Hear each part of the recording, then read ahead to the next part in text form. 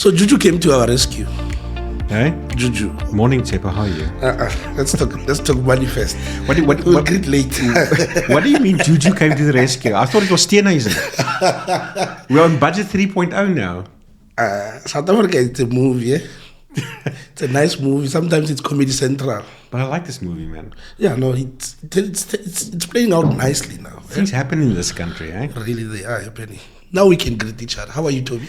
I'm well, man, Tsepo. Yes, I haven't seen you for a while with all these public holidays. Hey, they must cut these public holidays, eh? What's up? Actually, they were talking about it in the radio. People are saying South Africa is too nice. We have a lot and lots and lots of public holidays. Yeah, I'm telling Especially you. during this time, April and May. It's too much. Yeah. So what's it with budget 3.0? No, it seems like we're getting messages from the banks. All the reversals. And then everyone I just is upped my blood pressure last week and now they're saying, sorry. It was just a joke. Yeah, no. Well, I guess they came to our rescue, so now we're going to sit on our 15%. Yeah, so no, thank you, DA and EFF. I think those two parties saved us, the comrades.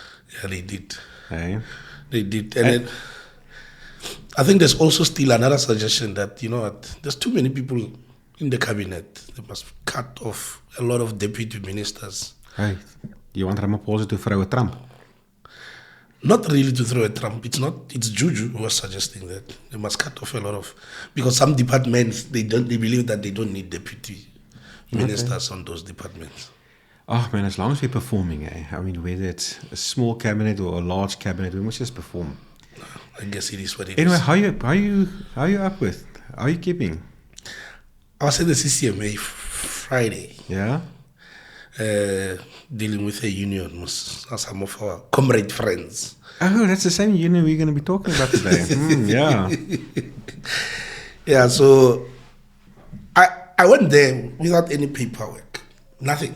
Okay. Because I knew already what is that they were going to say. The same meeting we had several times where you give them a breakdown of payments and everything and how does the pay structure work and everything, but still they go to the CCMA and said there was a unilateral change of terms and conditions in employment of their members. That is such a good example of what we're going to be talking about today. Then I had to tell the Commissioner, these people are wasting your time because we had back and forth meetings with them. But still, it seems like there's no understanding. I'm telling you now, you can issue the certificate now. We can go back and sit down. We're still going to come back for the same thing. So they're just wasting everyone's time. And that guy was chewing a gum, and the commissioner was like... I almost thought you said that the commissioner are chewing the gum. No. The union guy. The union guy was chewing a gum, and the commissioner was not impressed with that. Eh? Show professionalism, man. Please, man. Throw that thing away. Yeah. Anyway, we've got a new program. Yes. Chaile Time is evolving, is developing, so we're putting a lot more focus on helping employees getting jobs, you know. So we have now a program called Chaile Shout Out. And in this shout out, we're giving employees an opportunity to send us a selfie video of about 30, 40 seconds and then do a bit of marketing for themselves in terms of what kind of position they will be interested in looking for. And then obviously we make the person's contact details and the CV available in the link below in the description. You will find a link there where the person's CV is downloadable. But that's not all, Tsepo. Yes. We also now have Chaile job review. At the end of this session, we have our job advertisements that was placed in our HR community, fresh jobs in the last 7 days that we're going to advertise on this program right at the end of the session, where people can also access it and access the link with the database in the description below and then apply for positions. So that's just one of our Chaile ways of how to assist employees getting jobs.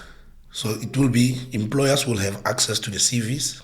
Employers will have access to the CVs. Employees will have access to the fresh jobs. They'll have access to the fresh jobs just by clicking on the link below. That's now if the employers don't get us in to fire the people, Tsepo.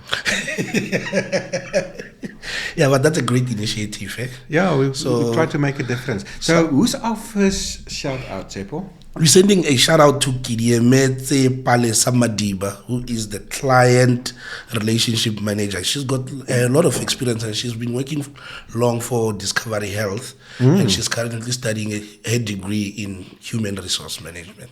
Also, let's learn a bit more about this employee. Yes. So yeah, she's looking at the CV. She's been doing great. She's been doing great because she's liaising with clients and everything. And I think with her now currently studying HR manager with her experience combined. Yeah, that's fantastic. That's fantastic. I mean, yes, there's so much to learn in the HR space. It's quite broad, and really it is. I was so surprised. We're now on WSP and ATR submissions deadline. For those who don't know, the deadline is 1 minute before 30th of April each year, which is today. Okay. And lo and behold, in our HR network last night, me and another consultant in Cape Town, we were just laughing for what we saw on the network. One guy is a senior HR manager, asking last night, hey, does anybody know how WSP and ATR submissions work? And we just I asked, do you want like a full course now on skills development? He said, yes, please. I'm like, with 1 day left. Yeah, I'm like, maybe you should pay somebody to come sit with you. And then in the sideline, me and this other consultant were just chatting and laughing. It's like, how do you wake up 1 day before submission deadline? So yes, there's a lot to learn. And I'm sure she will also be a great candidate that employers can look at. So let's just have a bit of a look at her. And then, hopefully some people can contact her and we can organize her a job. She will definitely come around. Good day, my name is Palesa Madiba. I worked as a client relationship manager in the medical aid industry where I built strong communication and client service skills. I am well organized and known for being the best team player. I was studying my HR degree, however, I had to put it on pause due to financial constraints. I am looking for an opportunity where I can add value and grow professionally and be part of a team that is driven and people focused. I am looking for an opportunity in Johannesburg or Pretoria. Thank you so much. So, what are we talking about today, Toby? Fighting the wrong battles. Unions versus reality. Let that sink in. Unions versus reality. Yeah. Breaking news. Okay. Union saved employees from employment. The employer said, your fixed-term contracts came to an end. But when you use the word saved. Yeah, they saved them from employment. Not unemployment, saved them from employment. So the employer told staff, your fixed-term contracts came to an end because the project at the mine came to an end. Please apply for the new project and new positions that are available. What did the union say? No. Don't apply. We will handle this at the CCMA. So what happened?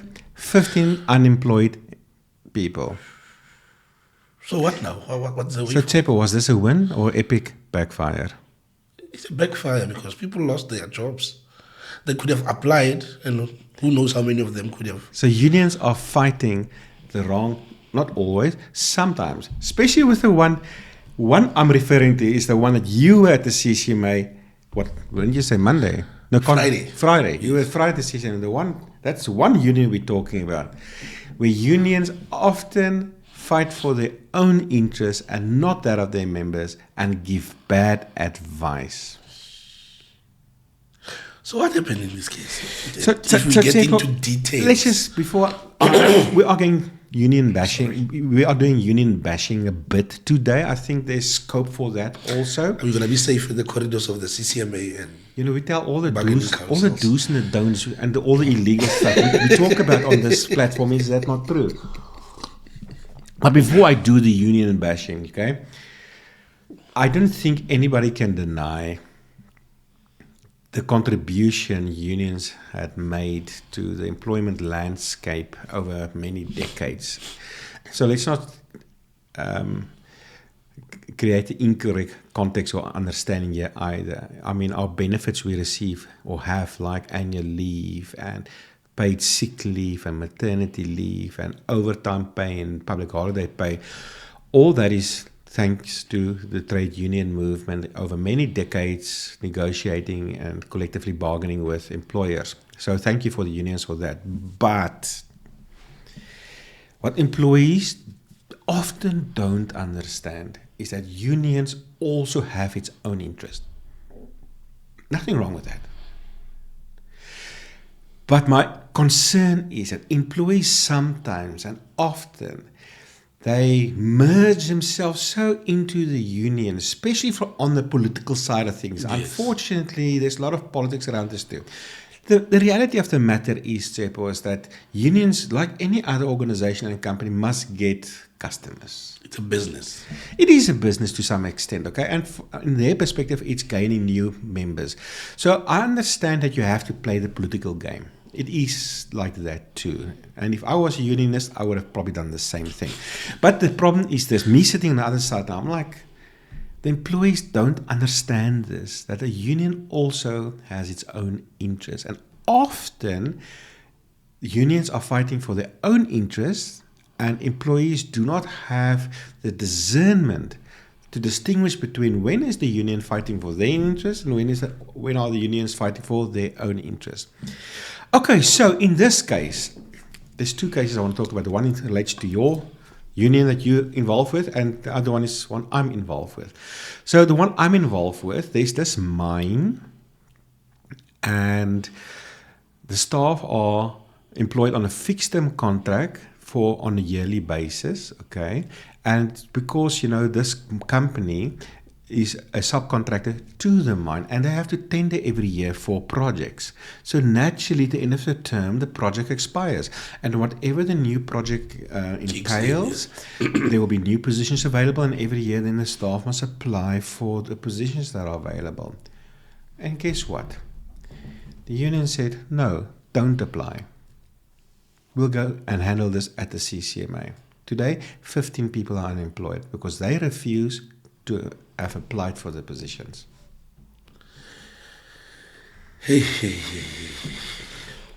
Now let me just...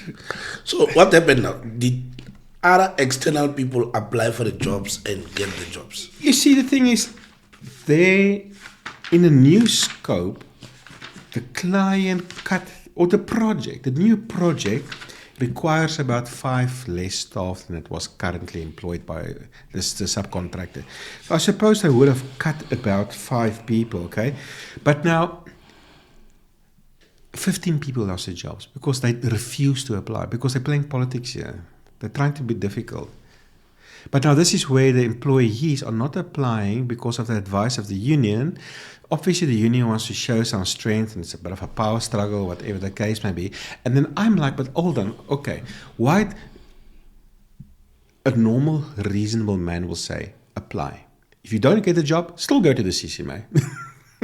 Okay? But don't not apply, because if you don't apply for the job, there's no job.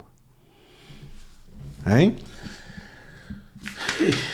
But now, for those of people that don't necessarily know, okay, a fixed-term contract, it's a temporary contract of employment. It's typically time-based or project-based, okay, or event-based. So in this case, it's a fixed-term contract that is based on a specified time, a tender that was given, and this tender was for a 1-year period. So there's no such thing that you're not permanently employed, and that employment must be automatic, okay? And they're also not complaining about a reasonable expectation was created.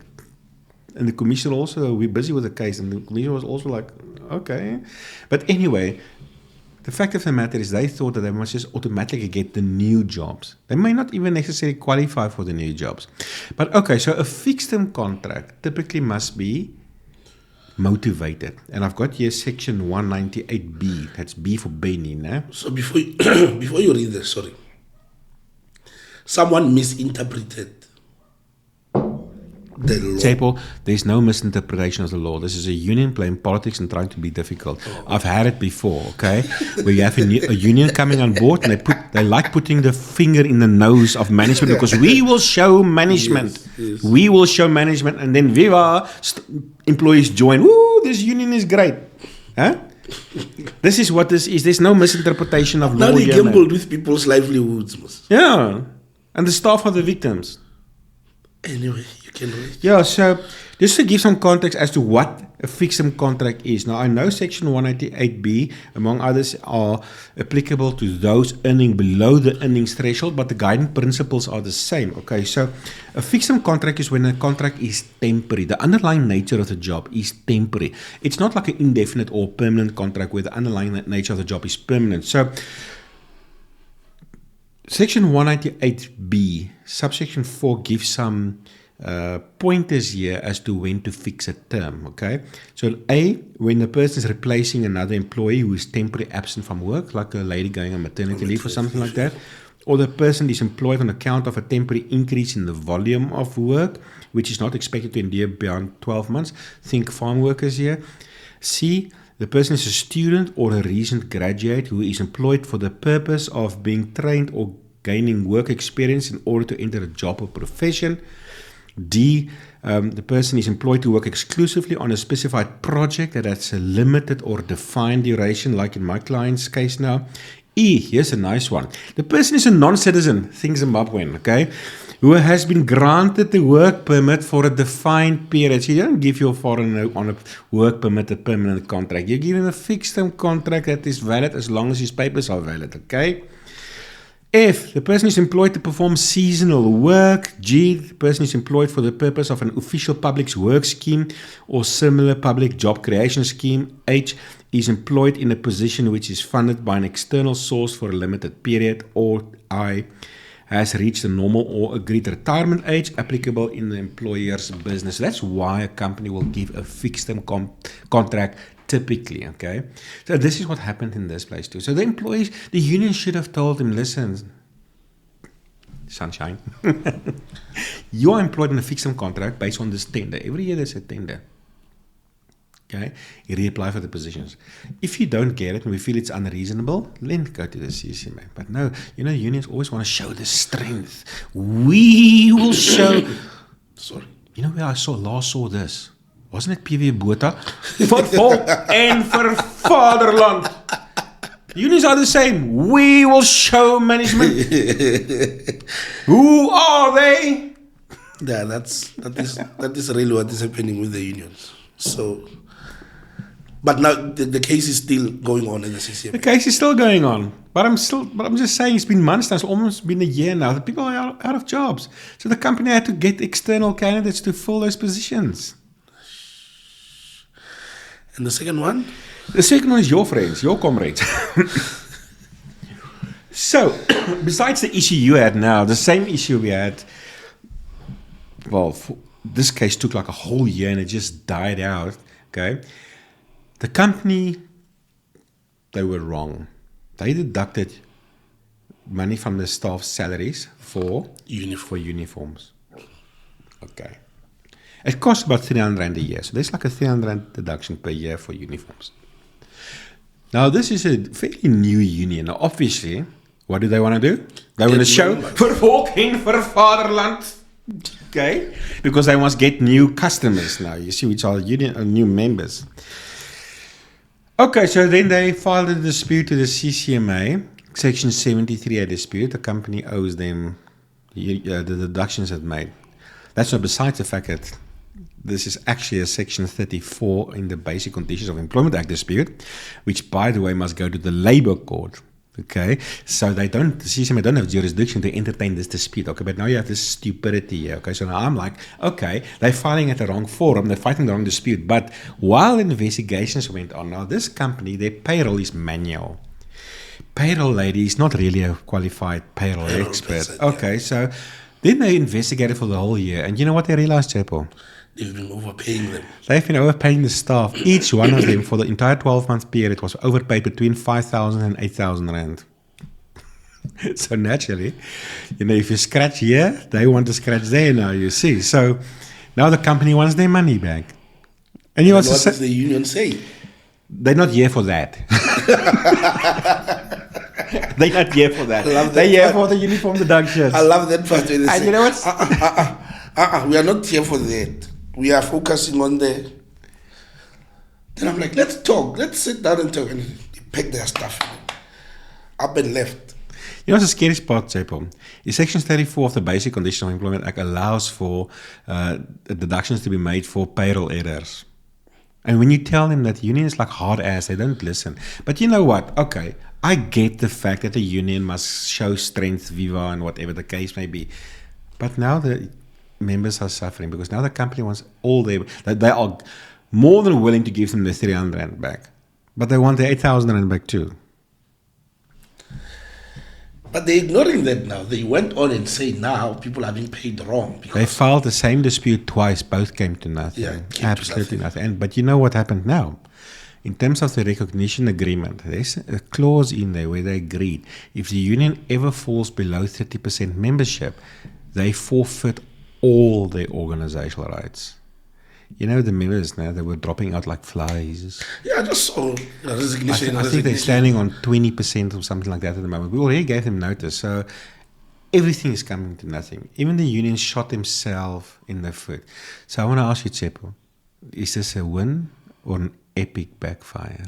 It's an epic backfire because they didn't choose their battle wisely. You know, no, they didn't. It's always wise to choose your battle. It's like, I know we've been saying this a lot of times.